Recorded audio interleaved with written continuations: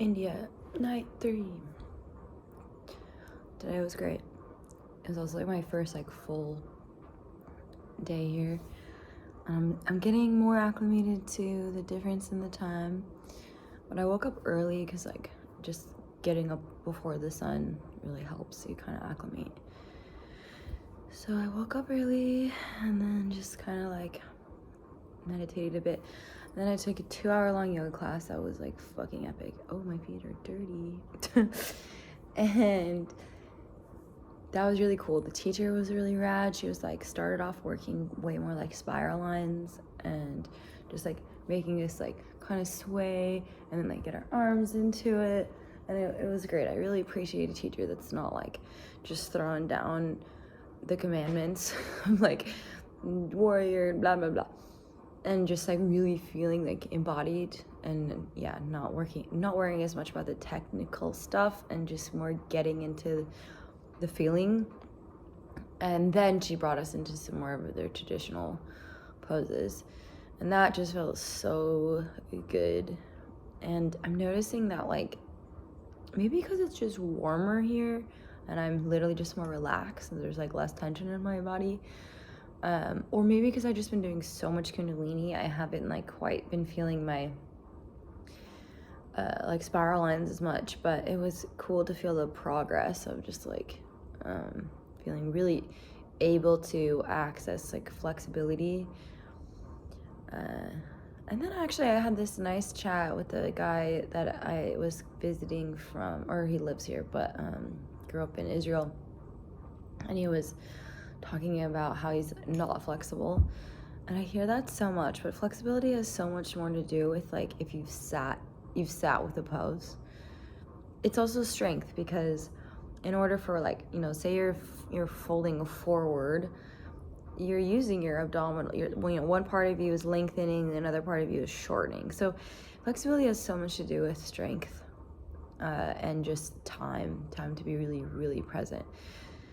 And then I think too, like there's a little bit of a anatomical difference in it, or if you have more estrogen in your body, I think it makes the elastin and collagen a bit more stretchy. That was a digression though. So after yoga, there's also unlimited chai here. I've just been a fiend. And then, one of my good friends got here today, and he popped into yoga. So then after that, we went to this cool cafe, Arjuna, and it's kind of more of like a hub for the young people, a little bit more busy. So that was cool to just kind of see just like, you know, what people my age are doing. And yeah, we had iced coffee, or I had iced coffee, and I was a little bit worried about the ice, so we'll see. I kind of forgot. And then, yeah, that was really beautiful to share in that space with my friend. He's in his 60s, so really, really wise. And we were just talking a lot about relationship dynamics, and he was really like sweet and kind of channeling. And on my way to India on the airplane, I watched an Audrey Hepburn movie, and it's sort of themed around she's younger. Actually, most movies with her, and I know it's just like the generation, but they always cast her with these old ass guys. But anyways, same thing. And she has a really hard time. Well, she's ends up kind of meeting this guy who was a bachelor, a really rich bachelor. So he has big player energy. And so for her to kind of win his affection, she kind of makes up some of these romances. And the way that she communicates to him is like she's just very aloof and flighty and doesn't really care. But all the while is becoming more emotionally invested in this person. And then he's in his trigger town, or in acting in his old ways, and you find out more as the character develops. That reason he's a bachelor is because he doesn't believe in love, and of course that's always something happened to get you there. And while I was watching it, I was thinking the whole time, damn, I gotta get a headscarf. And then later, and this trip has just revealed, like, being able to sit and just have nothing to do is really, and I meditate, like, I'm a very dedicated yogi. Like, I have had a practice for more than half my life. And so I thought that it would be simple to be on this retreat. And it's interesting, like, to watch my mind wake up in the morning and want to check my phone, or, you know, replug in, or worry if, you know, someone can't get a hold of me, or what could I be doing? Like, I could be working on my YouTube, I could be writing emails, like, and then just to observe that and sit with it and be like, whoa, but why? And then doing that process, it kind of opened me up to see, and then that movie I watched just happened to be on my Instagram feed today, and it was a scene where Audrey is, you know, kind of tearing up, and she's saying, like, oh, you know, I'm not emotional, I just, you know, there's dust in my eyes, or I think she's pepper or something. But the person is, like, leaving her on a train, and so she's just trying not to, like, feel the feelings of the fact that she's totally, you know, emotionally invested in this human. And so two things keep coming up for me. One is that I think I definitely have worked, and because I've worked so much over the last, you know, years of practicing, just being in my spirituality, doesn't mean that there haven't been, you know, pursuers or people that are interesting to me in a romantic way. And so many of them, I'm seeing now how I leveraged hard work over what my heart wanted. And I'm grateful for that. I think it saved me, honestly, more heartbreak. And the universe pulls people away from you for a reason. What's meant for you will come to you. What's not meant for you, you can't force. And I definitely believe that. So I'm grateful for that. But it did come into my awareness today, of, you know, many ways that I don't necessarily like. I'm teaching and preaching about love, but I myself have a really hard time being vulnerable or showing that, like, emotional affection. And it's something that I want to work on, and I don't necessarily have, you know, as many opportunities for that depth that I seek. But it was interesting today to have that synchronicity of that movie scene come onto my feed, and to realize, like, it wasn't just a headscarf that was coming into my psyche. So that's kind of, I think, a theme that's percolating to sort of heal on this trip, is just letting myself really rest. And I've always been a caretaker. I've had so many, I have a lot of siblings, but I've always had really big ambitions, because I've always thought in the back of my mind, like, I want to take care of my mom, I want to take care of my dad, and I want to take care of my twin, and my, you know, all the other brothers and sisters. And, you know, that's always been such a drive from really young. And what came to my mind today too was, I did this assignment in 6th grade. We had to, like, build, make up a civilization. And the civilization that I created was literally Hobbit land. But it was, I think, when I first really planted the seed of, like, what success means to me, and creating that ideal kingdom. I think that, like, I've been so driven to uplift my economical state, or the economical state of my parents, to have sort of this fantasy world. And so today I really just was able to sit with myself and like take that pressure off of like, you don't have to build an empire. Like, you can sit by the river and do nothing. And that is honestly the best way to have an empire anyways, is just having more space for being. And I also realized that like I really enjoy making friends. Like, it's not hard at all. But I've always felt really like that, like I felt like that vulnerability and that sort of like wonderment that I just carry, and I think people are really interesting. I think people doing really mundane activities are really interesting, and so I don't have a hard time like just chatting up with most people.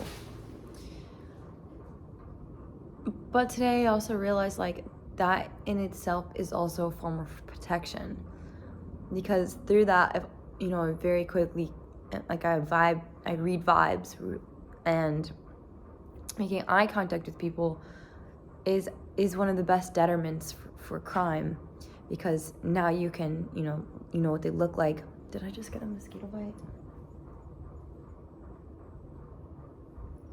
Hopefully not.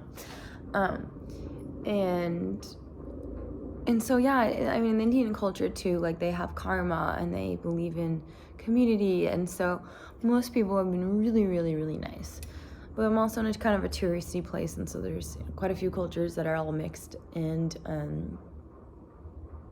yeah, I like doing yoga in the sun in a bathing suit. But like, there's something about taking up space and making eye contact with people that is also in a way like a sacred no. And so yeah, I'm learning to also trust that like I'm always safe, and I don't necessarily like, and I'm safe in myself, like I'm safe in my being. And I've always been afraid like, oh, you're like a small girl, so like the whole world is out to get you. And sure, that's also like the voices of my parents in my mind, but it's been really confidence building to just be here and to feel like I have to stay aware. Also, they have a lot of people that like are around me that won't let me wander off either, but still. So that was really cool. And then coffee with my cool wise friend was really great. Then we walked to the beach, and then the water is like a swarm. The water is so nice. California, it's winter, so I haven't even really been surfing. There's no surf here, which kind of is lame, but there's definitely waves to like play around in. And so yeah, I just like got in the water, and I just felt my whole body just like decharge, and just like feel like home is really wherever I am. Wherever my temple is home. And like I definitely overpacked, and so I'm like learning that too. It's just like, it's not about the stuff, it's not about anything, it's just having experiences and being comfortable wherever you are in whatever state. So yeah, I went swimming, then I went back and I got my official room, which is like where I'm at right now, and it's so nice. And I'm backed up out this window is a river, and then beyond the river is a church. And this it was colonized by the Portuguese, so there are like Catholic churches. I think it must be a Catholic church.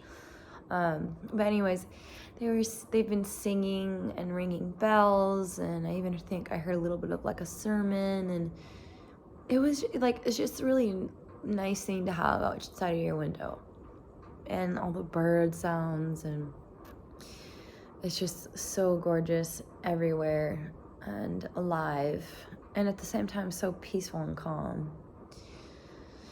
So I took a nap listening to the church, and then had a little meeting because I'm doing like social media for the people that offered me to stay. So we kind of talked about that, and that was cool. Then I got to be nerd and pull out my camera equipment, because then we did our first opening ceremony today. I got here early, so today like everybody got here. So we did a puja, a traditional style, by one of the guys that like is here and does ceremony. And yeah, puja is like a fire ceremony, and you have these different offerings. And I mean, yeah, it's like you call it superstition, like they put salt around the fire, but that really is an ion. Like it's you know, it's a something that, like salt water, it decharges the body.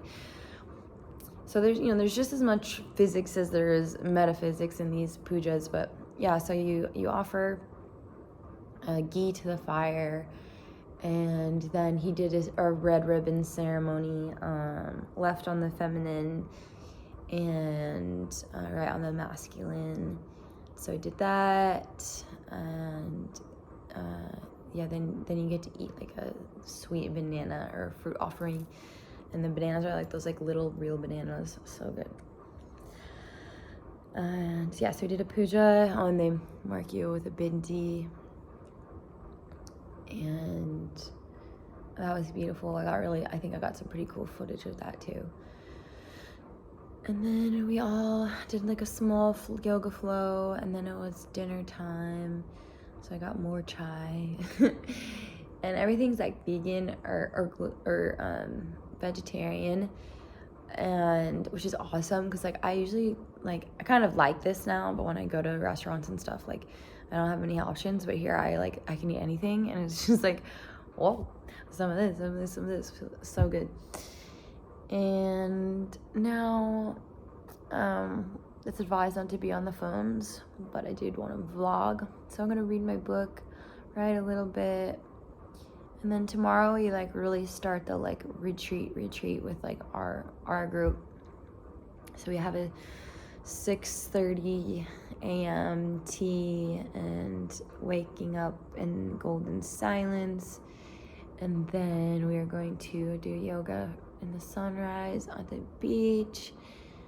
And it's just I can't even believe I'm here, but I'm really learning, and I'm learning about resting, and it feels so rebellious. And then there's other people here from other countries, and it's just interesting to talk to them, because it's they get so many more holidays and time to relax, and the people are so beautiful, because they just health and wellness is just more important, and their food isn't fucking poisoned. And it's just really revealing a lot, because when you're in the States, the education is just it's just so centered around the greatness of America. And I had a funny conversation with the Frenchman, and I was saying the reputation is that you guys smell, smoke cigarettes, and have sex a lot, and he can deny the third one. But what I've experienced is most French people have really great hygiene, really great hygiene, and are fucking beautiful, because it's just expected to have seasons and holidays, and not one day off. It's a month. And it's just realizing how much deconditioning I have to take to do. And I'm so lucky that I have this yoga practice, so I can only imagine what it's like for the average American who is just in this rat race to maybe retire. And it's we only get, time is so precious on earth. And so if we spend most of it working for someone so you can get wasted on the weekend because you're escaping your life, it's just so sad. And I'm sober by choice. I just don't really vibe with alcohol, and or at least I learned fast that I don't vibe with alcohol. Can't say I haven't played around, but anyways, but I do like weed, and I've been really cutting it out, but partially in preparation for this trip, but also to practice what I preach, and because I want to be the best teacher I can. And if I'm teaching esoterics and Kundalini classes, and the weed elevates you, And I was just feeling like dishonest, honestly. Like, even though I would smoke like earlier in the day and then teach at night, it just didn't feel like the honor and the purity of this practice that is necessary. So yeah, I've been giving it up, but I definitely I have no option now. And it's really nice, it's really empowering. Like, I'm just like, my head is so much more clear. And like, mind you, like, I use it like to kind of get into a creative flow. I used to use it to escape. Like, when I was working like in retail at like 18, I would smoke on my like fucking like 10-minute breaks. Like, I was just like hating my reality. And it was just like a dopamine hit. Plus I have like, I don't want to say I have ADHD or ADHD, whatever, but either way, my brain has created a trauma response of attention deficit things, and I go into my imagination, or I go into my pattern seeing, or I go into hyperfixation on stuff. And so the weed, like, get the dopamine hit was just it's like a self-regulating thing. And so that too, like, having compassion for myself. I used to beat myself up because I'd want to quit, so I'd like want to just go cold turkey, and then I'd smoke a little bit, and then I'd smoke a lot. And that's like that classic shame spiral, and like, like that self-betrayal. But this trip has just made me realize, like, oh no, sweet thing, like, you needed that. Like, I needed that to regulate my nervous system, because I was doing things that were really dysregulating and working so hard, just caffeinated out, and then going to school, and like, yeah, and it's just the way that the system is set up. It's not healthy. It's in so much of, you know, America, at least in California, like, they're all high, like, everyone's smoking weed. And so I'm learning a lot about how to just be, and that's really just, yeah, it's been so special to like develop self-compassion and to see my patterns, and just kind of get and to see why, and not to get really as much into the story, but just to let it like pass, and just let myself just wash myself with grace. And yeah, so I'm really looking forward to what the next, you know, I think I got like a week and a half, a little longer left, and so much has already happened in the span of, you know, 72 hours. So we'll see. I think I'm definitely going to be coming home, like, one, just on fire with my teaching. And that's the other thing. I'm taking these classes from really amazing teachers, you know, from around the world, that people are, you know, coming to from around the world. And like a lot of them are doing things that like I like, and that I teach, and flowing in ways that are like, I don't really like to, like, I feel like so many classes in California are like, they blast the music, no props, and it's just like so yang and a workout. And I would like kind of, and I got I left / just stopped continuing at a studio, which I think I talked about in another video, but I managed a studio for like years and taught at that same studio. And then it got bought out by kind of, you know, more of a corporate situation. And they kind of told me that my teaching style wasn't necessarily working for them. And my teaching style is like so many of the people that I'm here taking classes with. Like, I don't necessarily think that you need super fucking loud music, because I'm trying to make people be embodied. And I think a good teacher can cue without saying the pose, or without showing, because it's describing from where in the body you're moving from, getting them connected to that place, and asking them to really feel as they move. And that's what these teachers are doing. So in that way too, I'm just getting a lot more esteem and giving myself a lot more self-forgiveness. Yeah, just a lot of healing. And I came here again, like, thinking, like, I'm gonna teach some classes, I have like social media to do, And even that, like, I was like talking to Chloe, like, especially in the beginning, and just saying like, oh, like, I actually do better in groups when I have a job. Like, I'm happy to help out. And they also have their really sweet baby, so, or she's 2, and she's also pregnant, so I'm just like a helping hand. But yeah, but also realizing like, okay, well, why are you more comfortable in a group setting when you have a job? And I think that just goes with just like, not feeling like, I'm very confident in what I do. Like, I'm very confident in, my knowledge, but I'm not necessarily in like my practice, but I'm not confident always in just me and who I am as a person, which is outrageous because, I'm all I got. And today, like, sitting down and talking with the guy from Israel and my wise friend, and both of them were just like, you're smart, you're wise, like, how did you get like that? And so that was another just medicine of just like